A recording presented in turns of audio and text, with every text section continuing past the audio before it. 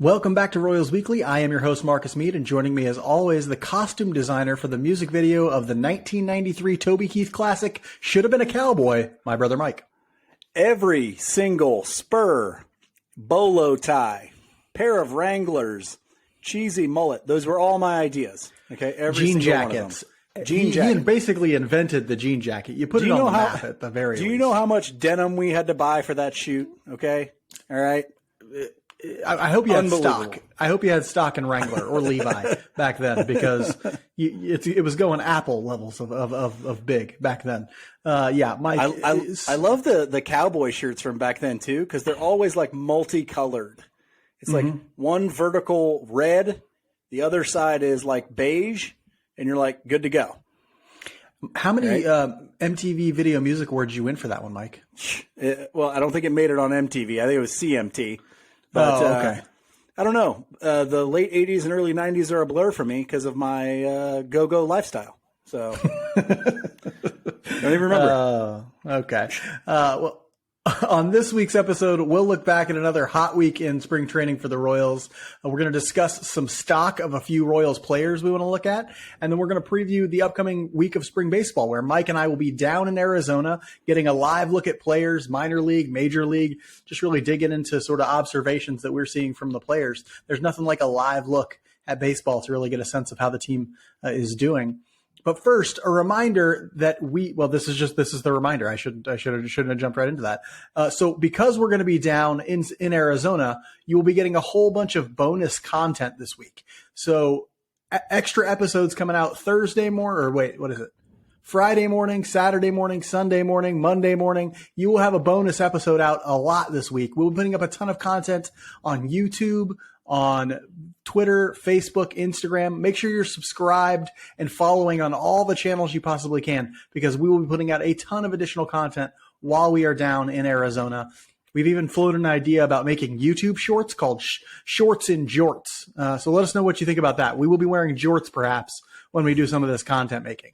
And they will be cut off jorts too. None of this we bought them that way nonsense. And so, yeah. Make sure that you've prepared yourself to consume all that content mentally and physically and definitely emotionally. Yep. The last week of Royals baseball has been what has to be described as pretty successful, right? I mean, they've done some things roster-wise, but they're pretty minor. They did go ahead and sign Jackie Bradley Jr. They announced sometime during last week, J.J. Picola came out and said, we're looking to sign some infield depth. And about a day later, they signed Jackie Bradley Jr., who's a veteran outfielder, had some decent years with the Guardians, and then has kind of moved around a little bit. This is a minor league deal. Jackie Bradley. Oh, yes, you're right. You're right. Red Sox. Yeah, you're right. Red Sox. Don't know why I put him in Cleveland. But anyway, with the Red Sox, he had some decent years. Known as a glove-first outfielder. Really, this is a depth move because Drew Waters got hurt, Diego Hernandez got hurt, and Brewer Hicklin is also hurt. And so this might serve as a move for the minor leagues just as much as the major leagues. I don't know what the odds are that we actually ever see Jackie Bradley Jr. at the major league level for the Royals. Mike, do you think that this signing matters all that much? I know he's a somewhat big name, but are we going to see him in Kansas City at all? Yeah, he's a big name because he was a big prospect. A lot of people thought he was going to be a really, really good major league player, and he was a solid major league player for many years. I don't think it's going to impact the team all that much because I think they're going to be able to cover it with a combination of Isbell, Eaton, and possibly Samad Taylor. But if any of those guys go down for any length of time, you're likely to see Jackie Bradley Jr., at least on the 26-man roster, because our other options are bad. You know, you don't want to see Edward Olivares playing center field, people. And that's the real thing. I think they would. I don't think it matters that much, just because if Jackie Bradley Jr. gets significant time on the team, it's going to impact him in that he's not going to be very good, right? Like, he just doesn't have the offensive capability to really do anything, make a dent at the major league level. Now, will he play a solid center field? Probably. Will it be as good as it used to be? No, it won't be. But it'll be solid and be better than Olivares. And so, you know, it's a depth move. I think, you know, unless another injury occurs, I don't think he's really going to be playing at the major league level all that much. But there's a chance that if another one occurs, he ends up on the bench for a while and gets a few games here and there with the Royals. So we'll see on that one. On another injury front, Ryan Yarbrough was sort of set back in his throwing program with a groin strain. Annie Rogers of MLB.com described the injury as not too serious. And so I guess it's just like they're going to push him back for a week or so and see if he can get some rest and just start feeling better with that groin strain. Yarbrough was kind of in the mix, it seemed like, for that fourth or fifth rotation spot. We'll see if this hurts his ability to land that. I'm not really sure. I'm not really sure where that competition is right now, honestly. I can tell you I've seen a couple guys I think have probably acquitted themselves well in that competition and some guys who have not, but I think it's still really up in the air since we're still so early in spring training. This last week, the Royals went 6-2 record-wise during spring training. They played 8 games this week because of a split squad game. That brings their overall record in spring training to 9-2. They are destroying the Cactus League, as is a tradition. Record-wise, they're shoving in spring training. Mike, did anything stand out to you as particularly noteworthy about the play? We know that record means virtually nothing. Anything stand out to you in terms of the play? The offense has actually looked pretty good, I think. Some of that has come at the back end of games where it's, our minor leaguers playing against guys who are going to be minor leaguers and things like that. But I'll take the run production. We lead Major League Baseball in OPS with 947 team OPS right now, which is insane, unheard of. And then 7.7 runs per game is what the Royals are averaging right now. They're hitting the crap out of the ball, and you are seeing some production from those guys that are going to be regulars. Bobby Witt Jr. has been very good. You've even seen kind of a spark here from Nick Pratto lately. Vinny Pasquantino has been very good. So it's been good to watch the offensive production, and I'll keep taking that. Yeah, on the pitching side, I've just been happy with the fact that it seems like they're still limiting walks like they were early in spring training, especially the guys who really matter. Are limiting walks? Yeah, they did real good today. Did you look at that today? 13 strikeouts to 1 walk. 1 walk, yeah. They did their pitching staff today in today's game was Jordan Lyles, it was Josh Staumont, it was Jose Cuas, there was one other reliever in there. I can't remember who it is. I'm sorry. It was Amir Garrett. Amir Garrett. Yep, that was it. And then they had somebody, Weiss, I think, close it out. And he's the one who gave up the run, I think. But overall, it was a very, very good pitching performance from the Royals today. And I think I saw a stat on Twitter earlier from Joel Penfield, who runs the podcast at One Royal Way, who said that right now their strikeout to walk ratio is hovering right around 3-1, which is you're happy to see 3-1 as a strikeout to walk ratio. That's really good. I'll have to look at their walk percentage as a team and stuff like that to really understand if it's at where we want it to be. But observationally, they are doing a lot better job throwing strikes all the way into the second week of spring training so far. Mike, any individual performances? You mentioned a few names. Anything you want to look at or the things that you've seen in the first couple of weeks that are really standing out to you? Yeah, the offensive performance of Bobby Witt Jr., and really he's played well defensively as well, but offensively he's looked really good. He's really driving the ball well and laying off breaking pitches early in counts. And that's kind of one of the things you and I picked out for things to look at with Bobby Witt Jr. is, can he lay off those breaking pitches that pitchers want to throw him because they know he'll swing at him down and away, especially early in counts. So it really looks like he's been looking for a specific spot and then hammering the ball when he gets those. Hasn't hit any home runs yet, but the balls he's hitting are really hard. And so it's good to see that. We'll get to see probably some more of those WBC games. I don't know how much he'll get in them, but he'll be there. So I'm hoping he gets some time with the World Baseball Classic coming up. Yeah, I think he had an at bat the other day versus the Dodgers where I thought it was just like classic sign of progression on his part. He gets into a 2-strike count, but not because he's like swinging at bad pitches or anything like that. I think he fouled off a pitch that he swung at that he really wanted to get a hold of. So he's in a 2-strike count, and a guy throws him a breaking ball low and away. It's maybe 50-50 in the strike zone, not in the strike zone, but he does the exact right thing you should do with it. He takes it and he lines it through the hole in between first and second. It was just a tremendous piece of hitting from him. And you're seeing a more mature at-bats from him, and that's just going to go so far. Because if you're a guy like Bobby Witt Jr., if you're swing for the fences, swing hard, look for power early in counts, look for power when you're ahead in counts. But when you're 2 strikes, with your speed, whatever you got to do to get on base, because your single could very easily become a double, right? Your walk, your hit by pitch could very easily become a double, especially now with the way the rules have changed. He might steal 45 bases, 50 bases this year because of the way the rules have changed and stealing is going to be much more incentivized. The other thing I'm looking for from him, and I haven't really got a chance to notice any of this yet, last year there were too many balls in the heart of the plate that he fouled off instead of putting in play. That's kind of another progression thing that I'm looking to see from him. Does he get any that are kind of center cut that he needs to do real damage on that he's fouling off instead of putting in play? But other than that, I mean, the guy's performance so far this spring has been just top notch. Yeah, and I think we're seeing some of that in spring training, but that could just be like a timing thing. Like a lot of guys aren't on their timing right away in spring training. And so I think he's the type of guy who will wax and wane on those pitches in the heart of the plate. He'll get into stretches where he's just putting every single one of them out and hitting them in the gaps for doubles and stuff like that. And then he'll get into some stretches where he's fouling them off or he's just missing. And that happens to some player. The goal is to really just make more stretches where you're hitting them out than stretches where you aren't quite connecting with them. A guy who has been connecting with a lot of stuff and a guy who I've been impressed with, at least for the last week, is Brad Keller. There was talk about, he's worked on his stuff. He's developed a curveball. He's going to lean on his changeup a little bit more, this, that, and the other.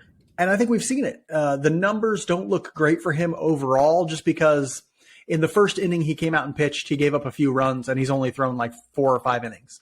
And so, but if you watch the innings, if you watch the games, his stuff is better. I think he's got I forgot to look it up, but he's gotten 6 or 7 strikeouts in 4 innings. He's really getting way more swing and miss with his stuff so far in spring training. And that's an important element for him. Being able to get swing and miss is a very important element for Brad Keller. I've been really impressed with what I've seen from him. The walks haven't been too bad.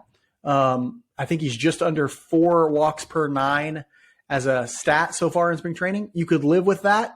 I'd like it to keep going down. I'd like it to get around 3 at the very least. But I'm happy with where Brad Keller is. If somebody asked me, hey, what's going on with that 4-5 rotation battle, I'd say he's one of the pitchers who probably has an early lead. It's really, really, really important to us that you subscribe, rate, review, like, and comment about this podcast on whatever platform you use. It's really important that you do it right now because we're going to be putting out a bunch of bonus content this week. You want to see all that cool stuff. Subscribe on YouTube. Subscribe on a podcast platform. Follow us on Instagram, Twitter, all those different things, okay? Doing this stuff helps more people find the show and lets us know that we're doing a good job, and you want us to do special things like go to Arizona and create a whole bunch more content. We're doing this for you guys, all right? We booked plane tickets for you. So make sure to follow us on all the social medias. Make sure to subscribe. It helps us a bunch. We just hit our first episode of 1,000 listeners, and that's because you guys have been awesome. So please make sure you go out, subscribe, rate, and review. I think we've seen enough spring training now to start providing some assessment of where players are at this point. You always want to sort of hold back just a little bit to not draw too many big conclusions. And we're not going to draw big conclusions. We're just going to give initial impressions here. But as we move closer to opening day, we'll start to learn more and more. Some of the players we're going to talk about today in our Spotlight segment are in position battles. Some of them are just looking for bounce backs, but all of them are intriguing for one reason or another. And we're going to give this as like a buy or sell. Are you buying or selling this guy up to this point in spring training? Mike, let's get it kicked off with a pitcher everyone is watching as a sort of bellwether for this new. It feels like everybody's treating Lynch like the bellwether of this new pitching coaching and how it's going. Do you buy or sell Daniel Lynch at this point in spring training? Well, first, I think they see him as the bellwether because of his natural ability. I think a lot of people feel like he's got the highest ceiling of the guys who still need to kind of prove themselves. I'm going to say sell on Daniel Lynch, but it's not going to take much more before it's going to take, I should say, a time or two more seeing some of the changes and before I can actually be buying. Now, you and I both know that the fastball is still an issue, okay? But it looks like the slider may have improved. Like it's a lot harder. And somebody today, I can't remember who it was on Twitter, and I'm sorry for not giving you credit. They said, the slider's going so much harder, and the stuff metric for it is so much higher. It's getting close to being a cutter. And he says, so it's like a combination of a slider and a cutter. And he goes, it's a slutter. And I'm like, oh, that's good stuff. Because you and I have been talking about how Daniel Lynch needs something to change for his fastball. Maybe it just means he's going to throw it a lot less and this new slider that goes a little harder, or slutter, whatever you want to call it, will be something he leans heavily on. We haven't seen, I don't know that we've seen necessarily results that we want to see from Daniel Lynch yet. I don't know that we've seen the command that we want to see from Daniel Lynch yet. And that's why I'm still selling right now on Daniel Lynch. He could turn it around in the spring. We might see wonderful things later on, and I hope we do. But right now it's still a sell for me. For me, it's a tentatively buy, and it's because of that improved breaking stuff, that curveball, that slider. You mentioned, I wish I could give this person credit too. I know what tweet you're talking about, but he talked about how Lynch's slider would now grade out as above average in the Stuff Plus metric. And so obviously he's done work on the slider. I think what he's really trying to do is differentiate between his curveball and his slider, make them look different. Because right now they're both vertical pitches, and I think he wants to make the slider more horizontal and keep the curveball more vertical, and that way they differentiate from each other a little bit. His changeup remains pretty good, and I like it as a pitch. You're right, the fastball still needs work, and that's why I'm tentatively buying.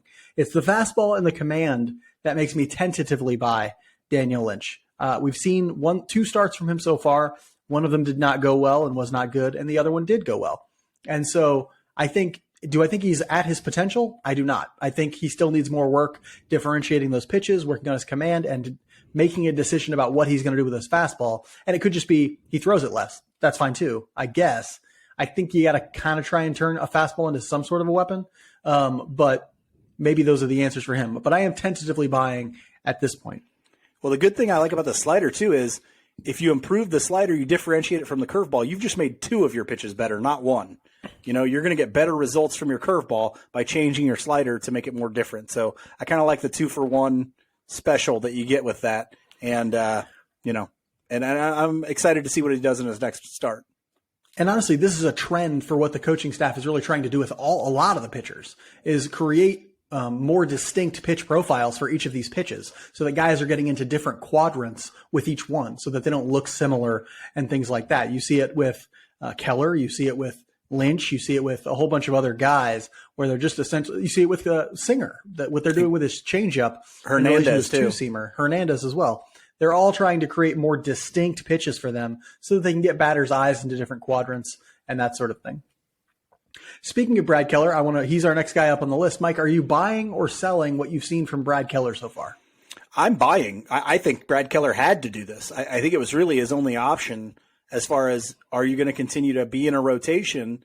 Are you going to continue to, it's his last year with the Royals probably, so he needed a change, and it looks like he's changed.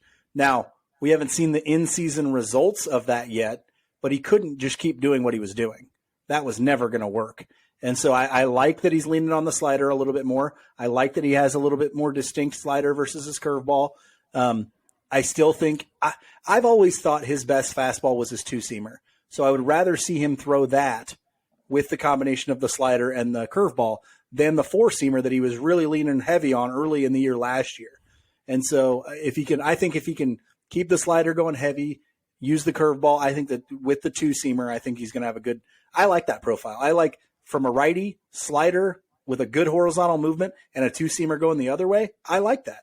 And so I'm buying on Keller, and I think he makes the rotation if he can keep doing what he's been doing. Yeah, I'm buying too, and it's for the very same reasons that you mentioned. I think the stuff has gotten better. I think that'll make him more confident, which might make the command quite a bit better. I find it interesting that it looks like he's throwing more changeups to me than he has ever in his career, which I would find very interesting. Like, if you're Brad Keller, even if you've improved your stuff, it's not going to be elite stuff. So you need to throw as many pitches as you have. Throw as many fringe pitches as you've got, right? Like, I feel like this pitching staff has come in and been like, what we all need to do? Throw as many pitches as we can, because none of your stuff is elite. And so, like, yeah, if you're Brad Keller, you're better as a 4-pitch pitcher than a 3-pitch pitcher. What's weird is in Japan, they've known this for years, right? In Japan, everybody throws 900 pitches. But just now in Major League Baseball, people are learning, like, hey, no, it's actually better to throw more pitches than fewer pitches, as long as they're distinct from each other. And so that's what it seems like the Royals pitching staff is trying to get them to do, have distinct pitches that go into different quadrants. And Brad Keller looks to be benefiting from it right now. You're seeing all the arm talent that he actually had and the reason people are excited about him. And so let's hope he keeps that up moving into the regular season. Hey, and just a heads up, if they start him in the rotation and he has a good first half, you might be able to trade him for at least something of value. So and that could be huge. Absolutely should. They absolutely should. Starting pitching is always rare at the deadline. Like effective starting pitching is rarely on the market at the deadline, and so you can get a haul for it. So, and the one thing you can say about him in his career is that he stayed healthy. So yeah, that if he's effective, look for him as a trade candidate at the deadline. Next up, everybody's favorite third baseman, Hunter Dozier. Mike, are you buying or selling Hunter Dozier's performance so far in spring training? His numbers are good. What are you thinking about Hunter Dozier right now? I'm still selling, and that is because I've seen him play a lot longer than a spring training to know what Hunter Dozier can do. We were watching, I think it was the Dodgers game last night, and I was watching it with my father-in-law, and they hit that sharp one. No, it wasn't that sharp down to third base, and Dozier took like a step and dove for it and made a decent play. But he's like, my father-in-law was like, oh, it was just one step. I was like, that's all he's got is one step as far as range goes at third. So don't be expecting a bunch of range there. No, I'm still selling on Hunter Dozier. I still think his best role with the team is as a guy who plays against lefties that he can really hit and plays usually in a DH first base kind of role. Yes, he'll get time at third, but I think you have a better option at third in Maikel Garcia.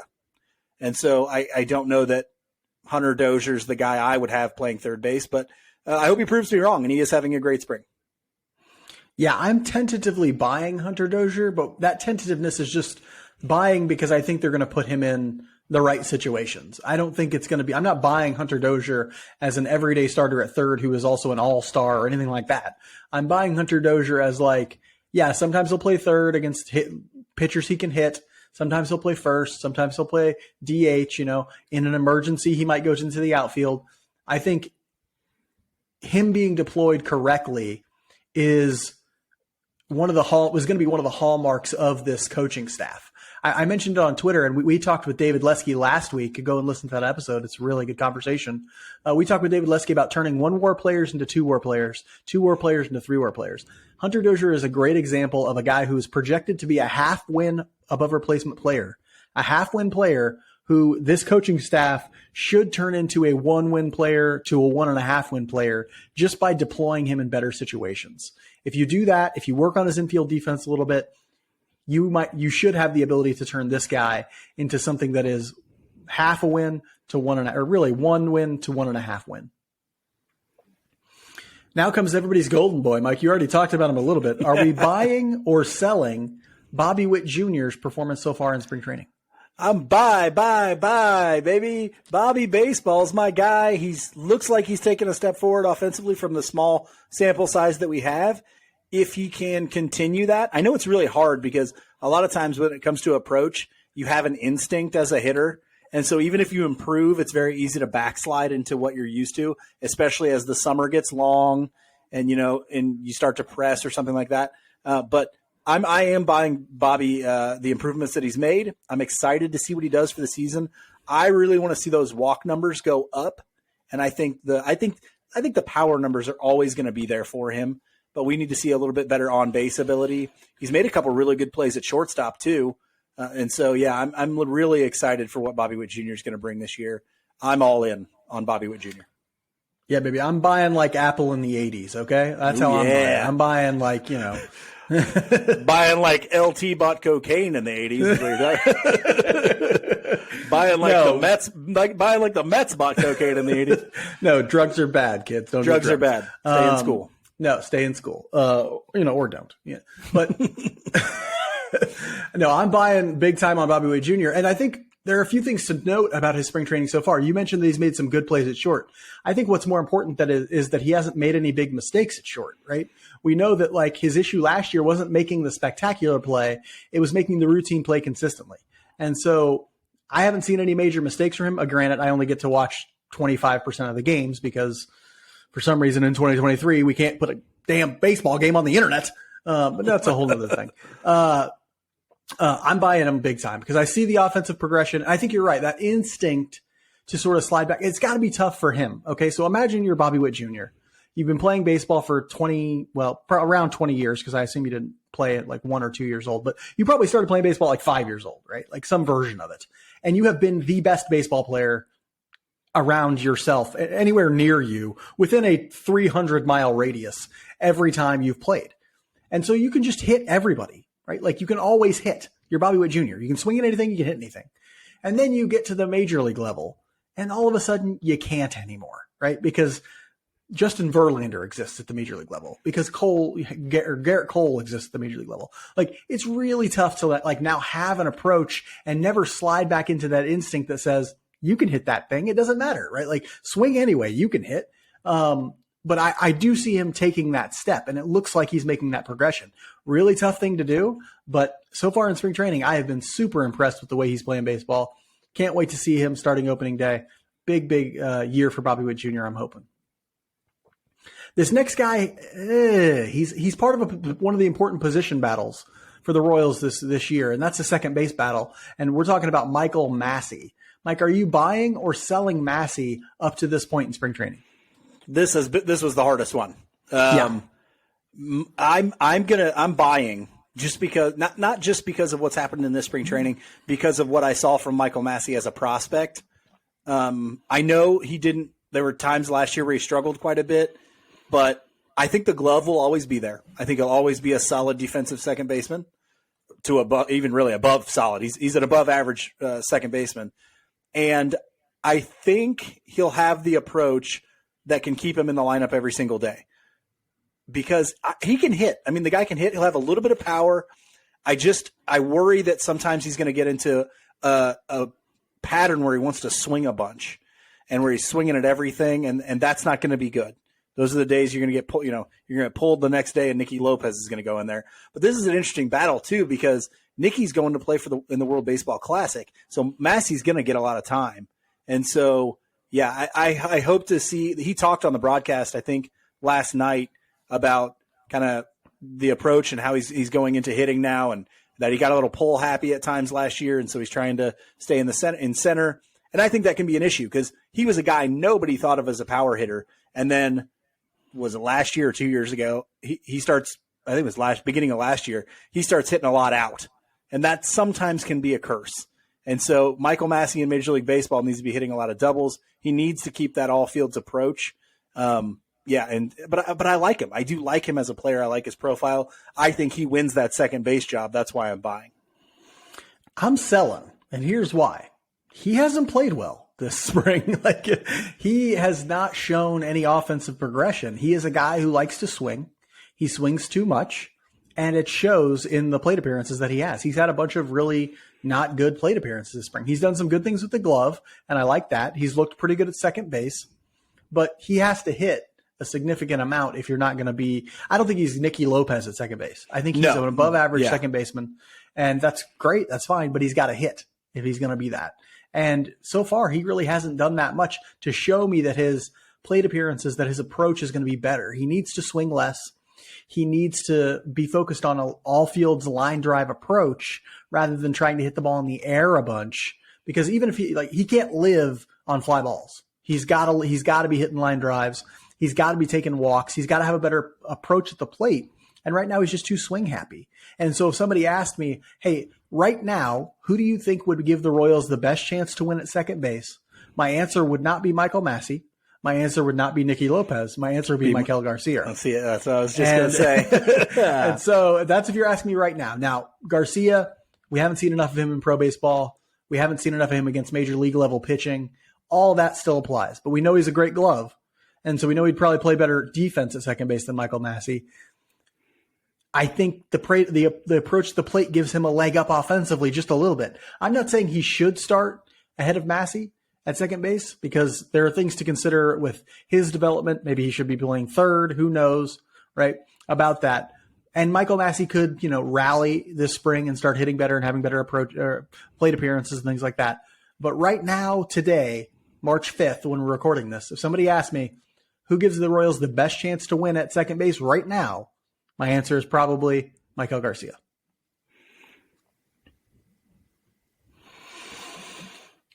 The Royals play the Diamondbacks, White Sox, Padres, Brewers, Guardians, and an exhibition game against the Great Britain WBC team this week. Mike and I will be attending 3 of those games. Mike, what are three of those games and then a bunch of minor league games or some minor league games. Mike, what are some things that you plan to focus on when we're down in Arizona?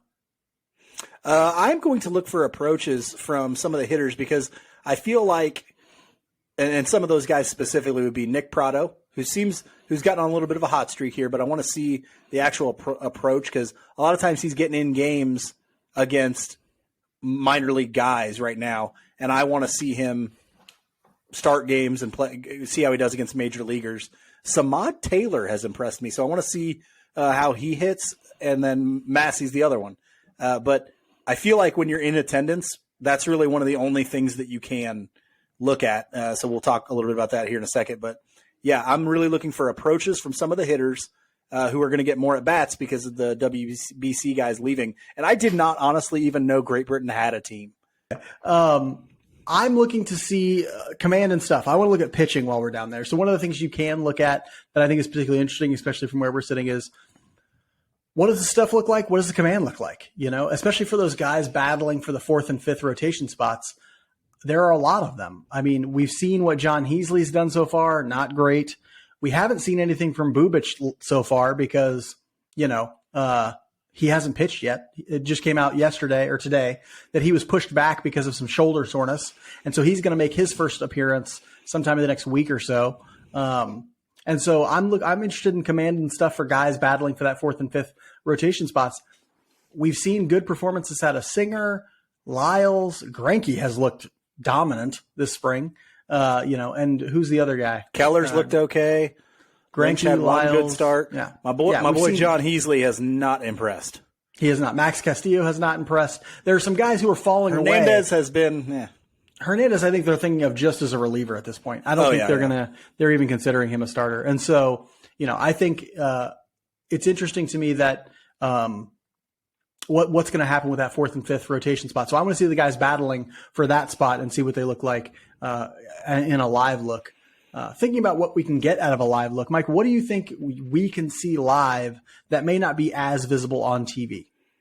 Well, one thing for me, I already mentioned, the approach at the plate. I think you can see that live, but, if you're like me, when I watch a baseball game, I'm not always like super hyper focused in on every little thing. For some at-bats I am, for others I'm not. When I'm at a game, I'm locked in. I'm watching the game intently. And so that'll be one thing I'm looking for. But the other thing that we don't get to see that I'm excited to see is the stadium gun. I want to see the velocity numbers for some of these guys. Now, I know the surprise gun can be a little hot, but at least gives me an idea, especially when for example, when Lynch is throwing that slider, I want to know how hard is it going. And so that's one thing that we'll get to see. But honestly, I don't think that there's a whole lot you can see live that is really going to tell you a whole lot that you can't see on the TV, and sometimes it's a worse look live than it is on TV. Yeah, the one thing that I really like to look at live that you can't see nearly as well watching the game on TV is fielding related things. Jumps that guys get in the field are an important thing to me, especially in the outfield, but also in the infield. I mean, you see first step quickness a lot better in a live look than you see on TV because by the time the camera gets to the guy who's fielding the ball, he's already in motion. He's already taken off. And so I want to see some outfield stuff. I want to see some infield stuff, the jumps that guys are getting in the field. I also want to see swings from a profile. And so you can see them in batting practice. You can get in a good position to see them live, but take a look at a guy's swing. To me, that's very interesting. The mechanics of somebody's swing will tell me something about, what they've done to change and some things like that. We can see the head-on view when we're watching on TV, but you can't see a guy's profile most of the time. And so I'd like to take a look at that as well. We're about to move into the middle of March here in about a week or so. And I think it's time to start answering some questions for the Royals as we move into the middle of spring training. Mike, what questions do you think the Royals will need answers to in about a week when we are heading back from our trip? And it looks like we're in the middle of spring training. I don't know that they have to have these questions answered by that time, but they should have somewhat of an idea, and that's who's going to be in the starting rotation. Who's going to get those spots?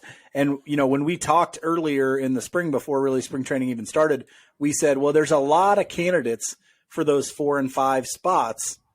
And now with some injury stuff and, Yarbrough's got a tweaked groin, Bubic has had trouble with his shoulder. Heasley hasn't been very good. Looks like Hernandez is just, they're just going to keep in the bullpen.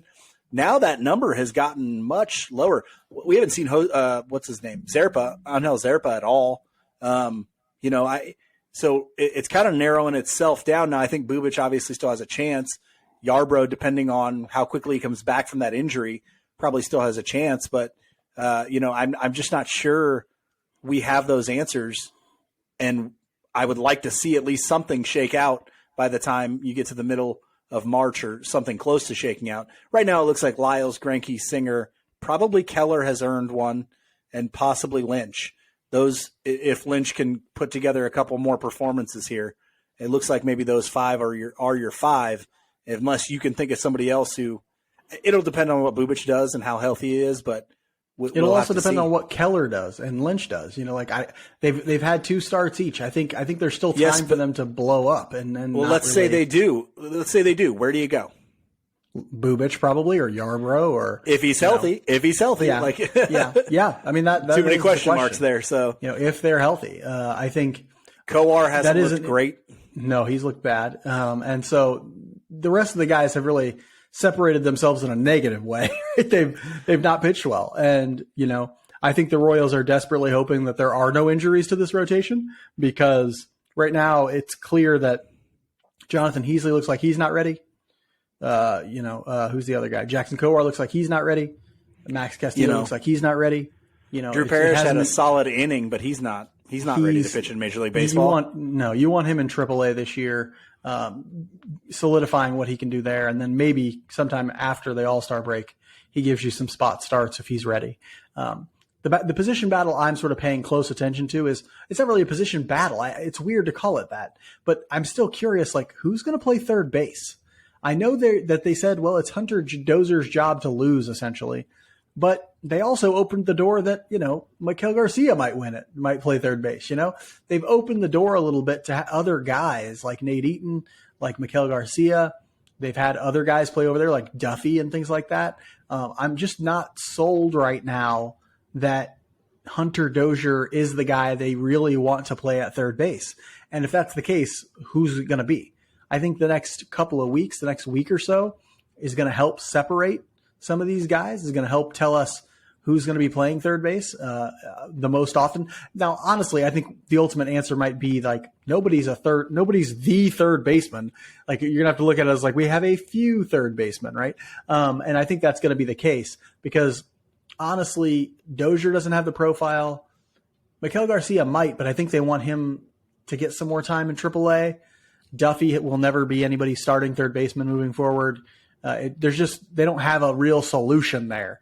And so I wish they had a left-handed bat there too, honestly. Somebody left-handed they're stuffed with left-handed bats. They don't need any more. Well, yeah, I know, but I'm saying okay, today's a day when you've got a good right-handed pitcher. You're going to go put Hunter Dozier out there or Maikel Garcia or Nate Eaton. They're all right-handed. they and so I know it's not a huge deal, but I'd love to have somebody left-handed in there.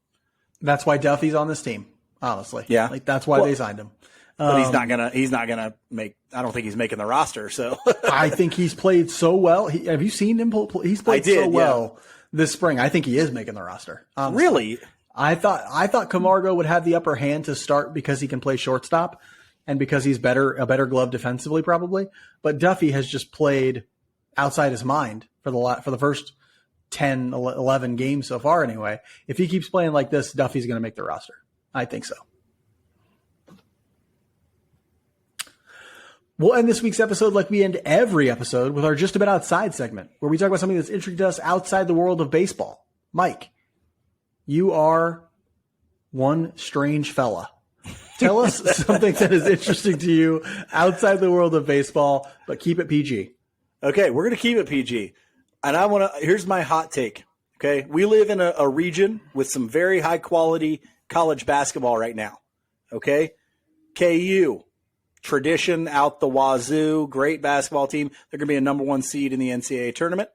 K-State is having a resurgence with their new head coach. They look very strong.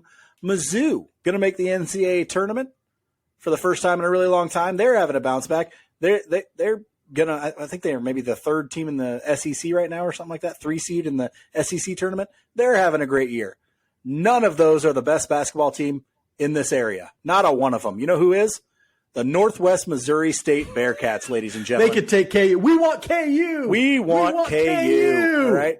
If you don't know about the Northwest Missouri State Bearcat basketball team program at this point, you got to get out there and figure it out, because they are on a run of dominance through Division II basketball that I'm not sure has ever been done. They are the John Wooden UCLA teams of Division II basketball at this point.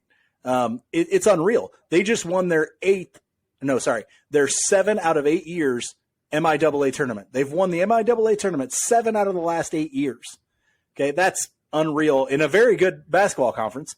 They also have won like a bunch of national championships in the last, if not for the COVID year, which they likely would have won the national championship, they'd have like 4 in the last 5 years. It's unbelievable. They just lost at the end of last year. They lost probably the best player in Division II history, one of the best players in Division II history, in Trevor Hudgens, and they're 29-2 this year. It's unreal. I mean, the quality of coaching there from Ben McCollum and the way they develop players, it is unbelievable. Those guys come in, they fit into roles, they always shoot, they always play defense. They've got a ton of talent from the Kansas City area. It's just really awesome to see. Northwest, when we were there, they were a football school through and through, and they are still a very good football program. But you have got to say they are a basketball program that cannot be stopped right now. And super proud of what they've been able to do. So shout out to the Northwest men's basketball team. You are unbelievable. Yeah, that is really cool to see all the time, to watch them continue to just roll and be dominant in Division II basketball. That's a lot of fun. I'm talking about something a little more serious, but I guess we could make a joke about it if we want to. You always talk about serious stuff, Debbie Downer. Well, here's the thing. This was on my mind this week, guys. I'm talking about setting boundaries at work. Okay? I have entered a situation where I need to set a boundary at work because somebody is asking me to do something that I don't think I should be asked to do. And, so what's weird is when I first got a job, Mike and I grew up without a ton of money. And when you grow up without a ton of money and somebody gives you a job, it feels like a lifeline. Like you cannot do anything to mess that job up, right? And it took me a long time of sort of being exploited at whatever job that I worked to realize, no, you have to set some boundaries. You have to advocate for yourself, and and it is perfectly fine and perfectly okay and perfectly reasonable for you to set boundaries with your employer, with your boss, with whoever you got to set boundaries with, because you are being paid to do a particular thing. You are being paid for your labor from this time to this time. You are being paid for doing these particular things. If somebody asks you to work outside that or to do something outside that, you can say no, right? It's perfectly fine for you to say no. And you might be worried like, well, what if there's retaliation or something like that? First off, in most places, they're not allowed to retaliate against you for that. It is against the law for them to ask you to do something that is outside your job description and then fire you for not doing it. So understand that you have rights as a worker as well. And so set those boundaries, make it clear that you are an adult, and set those boundaries so that you don't get exploited at work. That's a hugely important thing to maintaining your own well-being. It's a huge important thing to maintaining happiness with the career that you've chosen, so where you continue to like it and love it and not just be exploited all the time. Because trust me, they will squeeze every dime out of you that they can. So don't let them, right? Set those boundaries and make it very clear. Be professional, be courteous, don't be mean about it. But set the boundaries, make it clear where you will and won't go. Yeah, that happens all the time in my profession, especially to new teachers, because like you said, they're kind of afraid to say no to things. And so, yeah, I always try and get my hooks into some of those new teachers and tell them that exact thing. Like, it's okay to say no when they ask you to do something. You know, a lot of times teachers are expected to go way above and beyond what their actual contract dictates that they do. And so, the younger teachers, I'm always like, guys, listen, you have to tell them no, or they're going to keep coming to you to do these things, and they're not going to pay you either at all or enough to do them. And so, yeah, it's hard to do. It's hard to say no when you're young, especially. Yeah, and it's really encouraging me to see the younger people younger than me, the generation that came after me, is having a much more healthy attitude towards work in this respect, right? So you hear things about like young people no longer willing to be exploited by employers and expressing their dissatisfaction with working conditions or with what's being asked of them a lot. And the older generation gruffs like, oh, in my day, I was exploited for years and I'm proud of it or something. And they're just like, I don't care what you're saying. And I love that. That's how it should be, right? Like you're paid to do a particular thing. This is an exchange of money for labor. And that is it, right? Like nothing else. We're not a family. I'm not like whatever. All this bullshit you tell me, it's not true. I'm not of your family. I'm not whatever. I'm not doing it. Okay. Yeah. So this is the line. This is the line I always give to people. This is not my life. This is just what I do for money. Okay. Yeah. That's it. Okay. That's it. Do I like what I do for money? Sure. But it's not my life. Okay. No, Royals Weekly is your life. Royals Weekly is my life. I will die for this podcast. Yes, and hopefully it's your life too. And hopefully you come back for the rest of this week as we continually pump out content. Follow us on Twitter, Facebook, and Instagram. We'll be putting out stuff there and announcing when our new episodes are coming out this week. So make sure you're keeping your eye out. We'll be down in Arizona. Let us know if you want us to look for anything in particular. Let us know if you have any questions about what's been going on there. Yeah. Hey, if you guys could send us like restaurant recommendations and stuff that, we would greatly appreciate that as well. Yeah, I'll throw out something on Twitter or something like that for those as well. So thank you so much for listening. We really appreciate it. Thank you so much for the 1,000 listen episode. You guys have been so wonderful. Appreciate it so much. We'll be back next week. Actually, we'll be back in a few days with a bonus episode. Until then, be good to each other. And go Royals.